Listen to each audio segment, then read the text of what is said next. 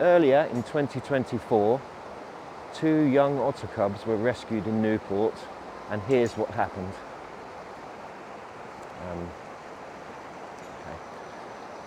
So I was at home working on my computer when I got a call about an otter cub on its own in distress in the middle of Newport City. I immediately put out a message to some other otter rescuers, and one of them said he's very close by and he went straight to the scene. He rung me from the scene whilst I was travelling there, and he said the otter cub is under a tree and it's receiving a lot of attention from crows, so he was keeping the crows away. On arriving on site, Mike showed me where the otter cub was. So the first thing I did was to stand back and assess the situation. Quite often, otter cubs are not abandoned, and they could have been left there by their mum as she's moving them around her territory. Now, in this particular instance, I felt the otter cub was in immediate danger. The reason for this was because it was close to a fast-flowing and very high river on one side, and on the other side, it was close to a very busy road. So either direction the cub could have gone in could have put its life in danger. So I called the UK Wild Otter Trust Rescue and Rehabilitation Centre, explained the situation, and they agreed this cub needed immediate rescue. So with Mike and another volunteer, Jake, we approached the cub. I managed to grab hold of the cub using a towel and wearing gauntlets, and then was able to safely place it into an animal pet carrier.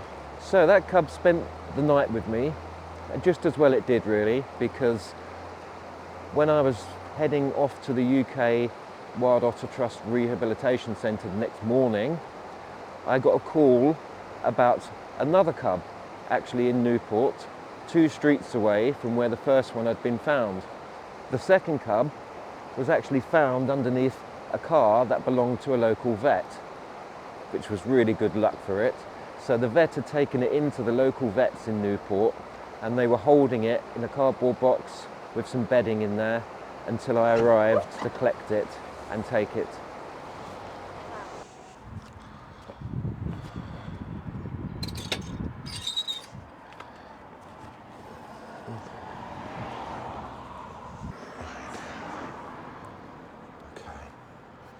Right, let's pop her in. Let's put you with your brother or sister, shall we?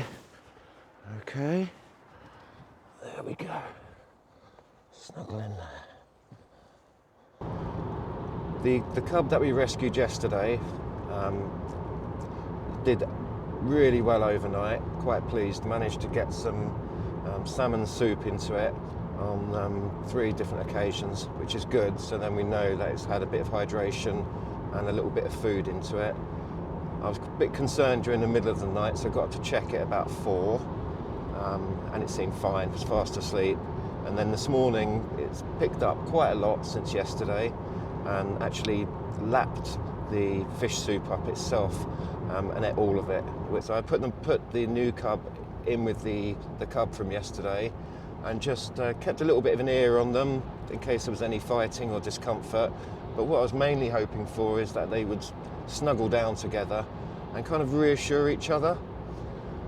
So while we were on our way to collect that cub, I got another message from the council in Newport saying they'd been alerted to an otter roadkill of a lactating female that had been found on a road close to both where these cubs were. So instantly I knew we'd done the right decision, because it's obvious these cubs have lost their mum and they've been on their own. What's worrying is that the roadkill was first reported on Sunday afternoon, and as we're now at Wednesday, then it's highly likely that those cubs have not actually had anything to eat at all since Sunday. So one of the cubs that we picked up, the one that we picked up today, will be in a little bit of a state. Take some of the soup last night. I was just putting little bits in her mouth with my fingers. Yeah. And every now and again she'd suck on it. We shouldn't trip our over it. You come with me, kid. So, oh dear. I'll tell you what, I'll weigh you first.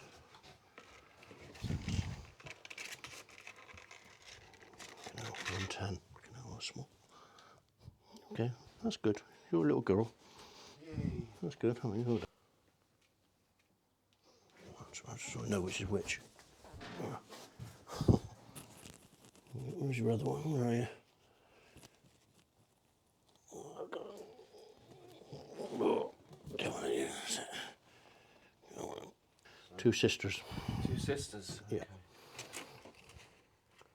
Fucking hell, she's even lighter. Jesus. I just off the top of Kilo. my mind, Kilo. this one is the one that I had overnight. She's even going on my finger just then. Obviously, we're based in North Devon, so we're sort of in the back end of nowhere, and it's a long way from everybody unless you live in Devon or Cornwall. So obviously, having people around the UK in general that I can call and say, "Can you help us?"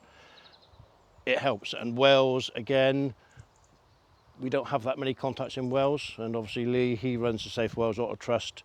We support him. We always have done since he first started. And yeah, we've got a good thing going there together. And obviously me giving him a call. Lee was there within the hour, the cub was contained, and now it's here the following day. So yeah, it's great work, and we can't do this sort of work without people like Lee or the Safe Wales Otter Trust. Yeah, I will have it in a minute. You can take the coat back with it if you want. Okay. Cheers. Just gave me a little nip, so that's good.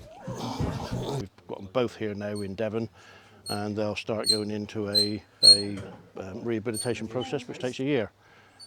First 48, 72 hours will be critical for these two, so they're not out of the woods yet, but hopefully now they're in the right place. They're going to be warm, they're going to get some food into them a bit later on, but at the moment we're just going to let them rest, and then hopefully they can then get into the actual year-long rehab process. So yeah, good work all round. If you come across what you think is an otter or an otter cub, in the first instance, please do not touch it.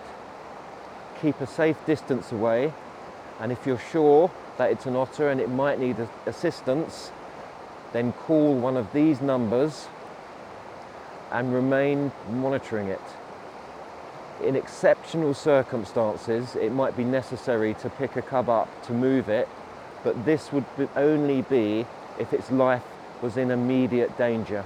If there's someone local, like myself or one of the South Wales Otter Trust, then we may be asked to come out and collect it, or in extreme circumstances, we might actually ask the finder to find a cardboard box, put a towel in there as a bit of bedding, and actually put some gloves on, pick the otter cub up, secure it in the box, and then bring it to a place where we can meet you to collect it. So once it's arrived at the UK Wild Otter Trust Rehabilitation Centre, it will go into their specialist cub hospital area where it will be assessed, it will get any vet treatment that it needs, and it will get access to warmth, food and water while it slowly recovers.